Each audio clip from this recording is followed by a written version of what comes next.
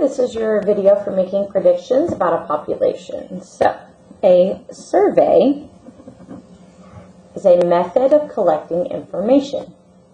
The group being studied is the population. So if you go survey 6th graders about their favorite, I don't know, chip, okay? You're going to collect information. You're going to ask them what their favorite chips are, but your 6th graders are your population. They're the people or the group that you're studying or asking the questions or surveying. So to save time and money, part of the group called a sample is surveyed.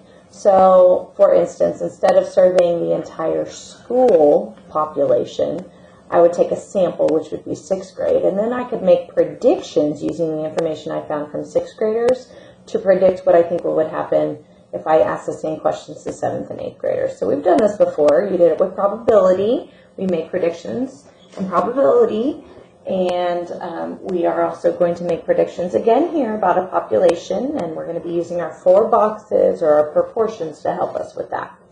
So to make predictions about a population, you can simply set up a proportions. Remember, that's our 4 boxes.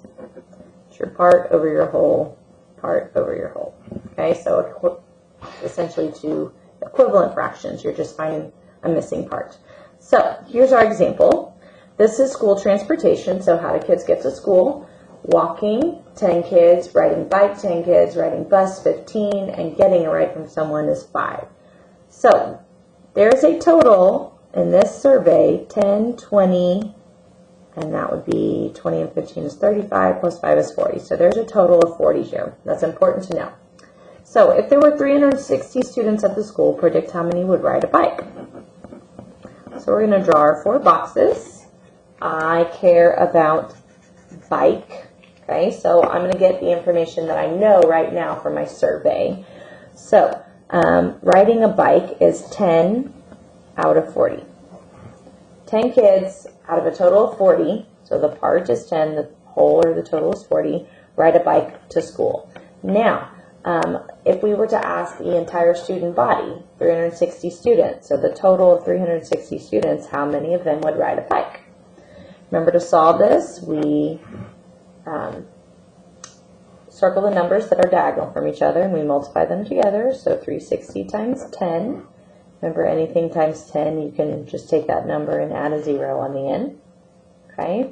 Then once I get this answer, I'm going to divide it by the number I did not circle. So 3,600 divided by 40.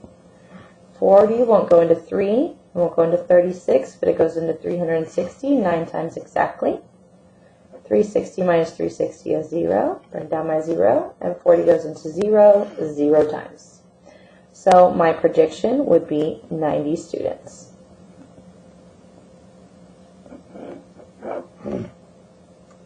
Okay, number 1. Let's do 3 examples. Number 1, if there were 400 students at the school, predict how many would like science. So here's my small survey here. Let me zoom in on this real quick.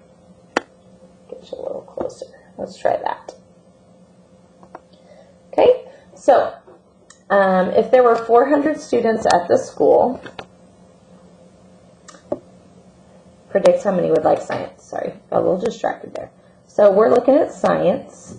So first off, to fill out the first part of my proportion, I need to figure out science is 15 out of a total of how many? So 10, 20, 20 plus 15 is 35, plus 5 is 40. So I have 40 again. So 15 students like science out of 40. Now let's make a prediction if there were 400 students. So 400 is my whole. How many of them would like science? So here we go. We're going to circle those 2 numbers and multiply them together.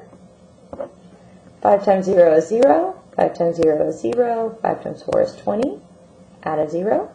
1 times 0 is 0. 1 times 0 is 0. 1 times 4 is 4.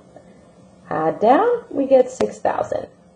Now I'm going to take 6,000 and I'm going to divide it by the number I did in circle, which is 40. 40 won't go into 6, but it goes into 60 one time. 1 times 40 is 40. 60 minus 40 is 20. Bring down your 0. 40 goes into 200. 5 times exactly.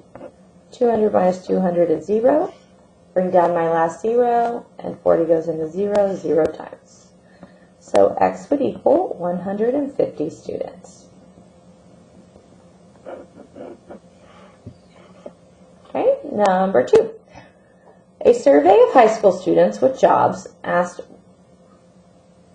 whether the students saved some of the money they earned. 82% of the students said they saved some money. Out of 340 students, predict how many would save some of their earnings. So, because this is a whole, right, if we can fill in our proportion, 340 students is the whole. Do I know what part or percent of them said they saved money? No, that's what I'm trying to find. The other thing they give me here is a percent, okay? Remember, percent, if we think about a percent proportion, it's part over whole equals percent over 100. Percent is always over 100 because that's the maximum percent you can have. So 82 over 100. I'm going to circle these two numbers and multiply them together. 340 times 82. 2 times 0 is 0. 2 times 4 is 8. And 2 times 3 is 6. Add a 0. 8 times 0 is 0. 8 times 4 is 32. 8 times 3 is 24. Plus 3 is 27. We're going to add down. I get 27,880. And then I'm going to take that, I'm going to divide it by 100. Okay, 100 won't go into 2 or 27, but it goes into 278 2 times. That would be 200. That leaves me with 78. Bring down my 8. 100 goes into 788 7 times. Subtract 700 from that. I get 88. Bring down the 0. 100 goes into 888 times. Minus 800 is still 80. I need to keep going, so I'm going to add a decimal, take it up, then a 0 and bring it down. And 100 goes into 808 times exactly. So X equals 278.8 students. Does that make sense? Can you have 8/10 of a student? No, you cannot. So since that's not a whole student, I'm going to round down to 278 students. Some of you may remember the percent of a number shortcut, where if you are given the whole, and you have to be given the whole, not the part, but if you're given the whole, okay, you can change the percent to a decimal and multiply. So essentially 82% would be 0.82, which would have given me 278.80 to begin with. Remember, that's the shortcut for finding percent of a number if you are given the whole, which here we were. We were given a whole of 340. And then the last one, if David receives a paycheck for $1,500, how much of his paycheck will he spend on clothing? So I'm given a whole of $1,500. I'm going to set up the proportion just so you can see it. I'm given a whole of $1,500. Trying to find what part of that he would spend on clothing. So over here, clothing is 5%, so that would be 5 out of 100. And you could solve it that way. Because I'm given the whole, I'm going to use my shortcut. I'm going to change 5% to a decimal. So I'm going to add 1 on the end and then move it to the left. That becomes 0.05. So I'm going to do 1,500 times 0.05. 5 times 0 is 0. 5 times 0 is 0. 5 times 5 is 25. 5 times 1 plus 2 is 7. On the next line, it would be all zeros, so I'm not even going to worry about it because it's not going to change anything, but I'm going to move my decimal. I have 2 numbers behind the decimal, so 1, 2. So David would end up spending $75 on clothing.